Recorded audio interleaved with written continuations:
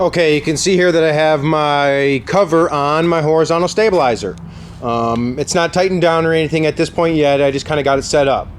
What you're probably going to need someone's help while you're doing this, especially the first few times, just to kind of hold it as you set both of these up, and or have someone do that side while you do this side. I typically start with the trailing edge, and what we got here is two of our pieces of flat stock aluminum, and a C-clamp and a couple pairs of vice grips.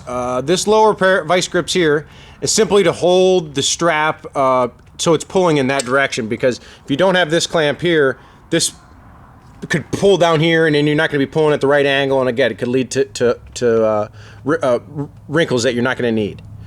Okay, and I've gone ahead and sandwiched the fabric, the trailing edge of the fabric, between the two pieces of my flat stock aluminum, and went ahead and vice gripped them in place, and then I went ahead and C-clamped onto here, and you can see how I got it set up.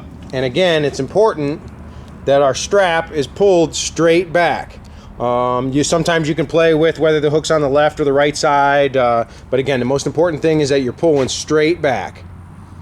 Okay, and then you can go ahead and do the same exact thing on the leading edge here.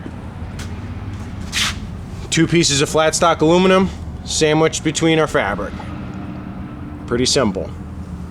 Okay, and before we go ahead and get this really tight, we want to make sure that it's on there straight and in line. An easy way to do this, you probably can't see this, but if you look at the trailing edge, you can see our holes for mounting our hinges for our elevator, and you can also see the 1/4-inch hole there for mounting to the actual vertical itself. We want that to be straight in line with the seam on our trailing edge of our fabric. Same thing out here at the tip, you can check it. This one's going to be a little bit more difficult to see, but we just want our fabric to be pretty centered on there. Once it gets nice and tight, you won't be able to move it. Now that it's loose, I can still roll this fabric around left and right.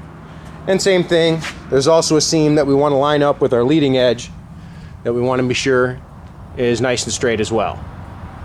Once we go ahead and get that pretty straight, we can go ahead and start tightening these up. And as we tighten it, we'll tighten it up a few clicks. We'll go ahead and double check that those lines are in line, and go forward until it's nice and tight.